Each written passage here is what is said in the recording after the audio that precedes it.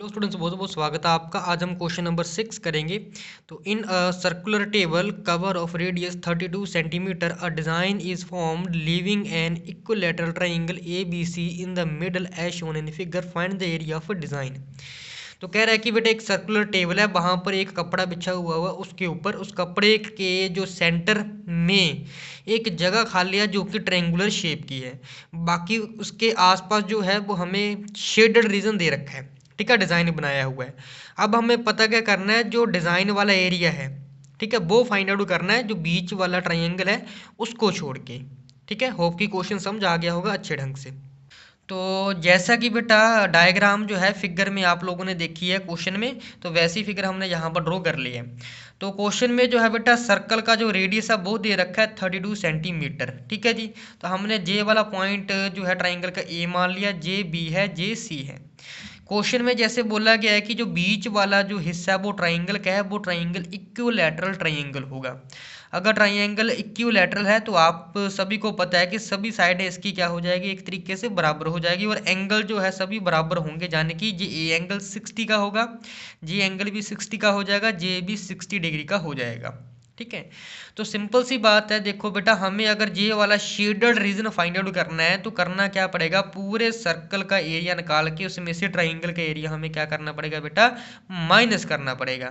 तो आपको पता है कि जे वाला ट्राइंगल जो इक्विलैटरल है तो इसका एरिया अगर निकालें तो किस तरीके से निकाला जाएगा, तो फॉर्मूला क्या होता है इसका, √3/4 मल्टीप्लाई बाय साइड का स्क्वायर।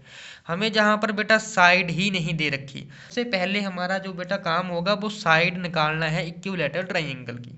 ठीक है। कैसे निकालेंगे बेटा, जे वाला सेंटर है, यहाँ सेंटर से हम क्या करेंगे, एक परपेंडिकुलर बाइसेक्टर ड्रॉ करेंगे जो एंगल ए को दो बराबर हिस्सों में बांटेगा। तो एंगल ए पूरा 60 का है, अगर इसे मैं डिवाइड कर दूं एंगल ए को तो 30 डिग्री के दो एंगल बनेंगे। सेम हम क्या करेंगे, ओ से लेकर बी तक एक एंगल बाइसेक्टर ड्रॉ कर देंगे, जो एंगल बी 60 है वो भी दो हिस्सों में बट जाएगा, एक 30 ऊपर है, ये 30 डिग्री नीचे। सेम बेटा सी एंगल को भी बेटा बाइसेक्ट कर देंगे, 30 डिग्री ऊपर आ जाएगा, 30 नीचे आ जाएगा, बिकॉज वो पूरा एंगल 60 डिग्री का है। ठीक है जी। अब जो ऊपर वाली लाइन है बिल्कुल सीधा हम क्या करेंगे, नीचे की तरफ एक परपेंडिकुलर लाइन ड्रॉ कर देंगे, जो इस साइड 90 डिग्री का होगा और इस साइड भी क्या होगा बेटा 90 डिग्री का होगा। जहां पर ये लाइन जो बी सी को कट करेगी, यानी कि जो पॉइंट है ये वाला बाइसेक्टर वाला, जो हम पॉइंट मान लेंगे कि ये है एम। ओके जी। अब हम करेंगे क्या, देखो बेटा कि जे वाला जो यहाँ से लेकर सर्कल के सेंटर से लेकर सर्कल का एंड पॉइंट, जे एक एंगल बाइसेक्टर भी है बी का, और साथ में जे वाली लाइन क्या है हमारे पास बेटा, रेडियस भी है। तो रेडियस जे वाली वैल्यू हमें क्वेश्चन में 32 सेंटीमीटर जे वाली दे रखी है। अब इसके बीच जे वाला एंगल 30 डिग्री का है, अगर ओ एम बी जे वाला ट्रायंगल देखें जे 90 डिग्री का भी है। ठीक है जी।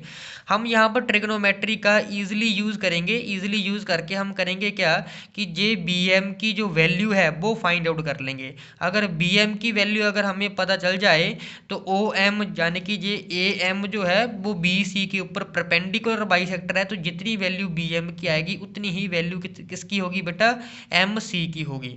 तो टोटल वैल्यू क्या हो जाएगी बेटा, ट्वाइस हो जाएगी किसकी, बी एम की। ठीक है, इस तरीके से हमारे पास साइड भी निकल के आ जाएगी। एक और आप लोगों ने पहले प्रॉपर्टी पढ़ी है कि इस तरीके से अगर एक सर्कल है उसके बीच हमारे पास क्या है, इस तरीके से ट्राइंगल है, और सेंटर से भी एक अगर ट्राइंगल बनता है, अगर जे वाला एंगल बेटा थीटा होता है तो जे सेंटर वाला एंगल हमेशा क्या होगा, इस थीटा का डबल हो जाएगा, यानी कि 2 थीटा होगा।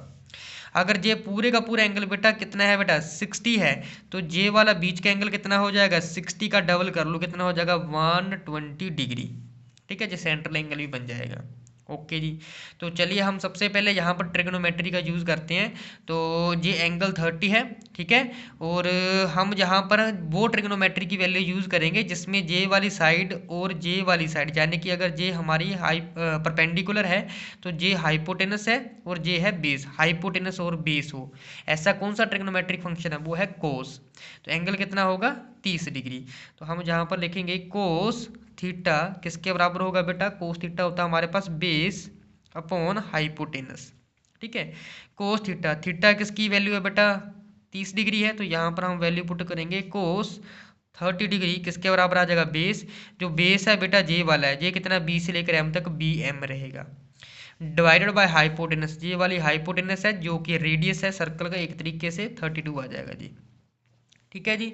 अब cos 30 डिग्री की वैल्यू कितनी होती है बेटा, जी आ जाएगी √3/2। किसके बराबर हो जाएगा बेटा, BM/32। अब BM की वैल्यू चाहे 32 को हम इस साइड जाके मल्टीप्लाई कर देंगे, तो देयर फोर जो BM है वो किसके बराबर आ जाएगा, √3 × 32 डिवाइड कर देंगे बेटा 2 से। अब 2 से 32 कट जाएगा, कितना आ जाएगा बेटा 16। अब ये BM की जो वैल्यू है वो कितनी आ गई बेटा, 16√3। ठीक है जी। तो B से लेकर M तक का डिस्टेंस आ गया। अब B से लेकर M तक का जितना डिस्टेंस होगा उतना डिस्टेंस M से लेकर C तक का होगा। इट मीन्स टोटल BC की वैल्यू जो है, BC की वैल्यू टोटल पूरी साइड जी कितनी होगी, ट्वाइस ऑफ BM की हो जाएगी। ठीक है, तो क्या आ जाएगा 2 × BM की वैल्यू कितना है बेटा, 16√3, ये 16 होगा। तो हमारे पास जो बेटा BC की वैल्यू निकल के आती है वो कितनी आती है, 2 × 16 32√3। अब लो जी हमारे पास ये पूरी साइड कितनी आ गई है, 32√3। ये वाली साइड भी सेम रहेगी 32√3 सेंटीमीटर, ये वाली साइड भी सेम रहेगी 32√3। ओके जी। अब हम इजीली जो है शेडर रीजन का एरिया निकाल सकते हैं। सर्कल के एरिया में से या ट्राइंगल के एरिया हम क्या कर देंगे बेटा, माइनस कर देंगे। ठीक, हम जहां पर लिखेंगे एरिया ऑफ शेडेड रीजन। ठीक है, किसके बराबर आ जाएगा बेटा, एरिया ऑफ सर्कल, इसमें से माइनस कर देंगे बेटा हम area of triangle, equilateral triangle. ठीक है जी, शॉर्ट में लिखा हूँ जहाँ। तो एरिया ऑफ सर्कल का फॉर्मूला क्या होता है, πr² माइनस इक्विलैटरल ट्राइंगल का एरिया क्या होता है, √3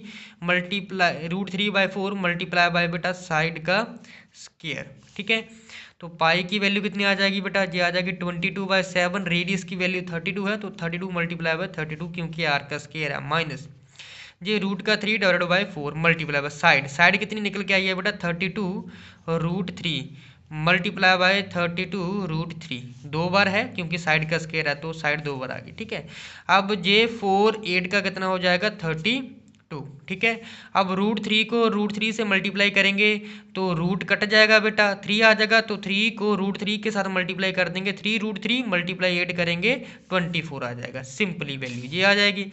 तो हमारे पास क्या वैल्यू बन जाएगी, जहाँ पर बेटा देखो 22 को मल्टीप्लाई करेंगे 32 के साथ, मल्टीप्लाई करेंगे 32 के साथ, ये आंसर आ जाएगा 22,528 डिवाइडेड बाय 7 माइनस। तो बेटा ये चीज़ क्या आती है हमारे पास, 32 को बेटा 8 से मल्टीप्लाई कर देंगे, कितना आ जाएगा 256 मल्टीप्लाई √3 को √3 से किया तो 3 बन जाएगा, क्योंकि √3 का स्क्वायर हो जाएगा, मल्टीप्लाई बाय 1 √3 हमारे पास जहाँ है। ठीक है, तो ये आ जाएगा 22,528 डिवाइडेड बाय 7 माइनस, अब 256 को 3 के साथ मल्टीप्लाई करेंगे तो ये आ जाएगा 768√3। तो बेटा इतना आंसर हमारे पास जो है शेडेड रीजन का निकल के आ जाएगा। होप की वीडियो अच्छी लगी होगी, तो चैनल को सब्सक्राइब करना मत भूलिएगा। मिलते हैं हम अपनी नेक्स्ट वीडियो में।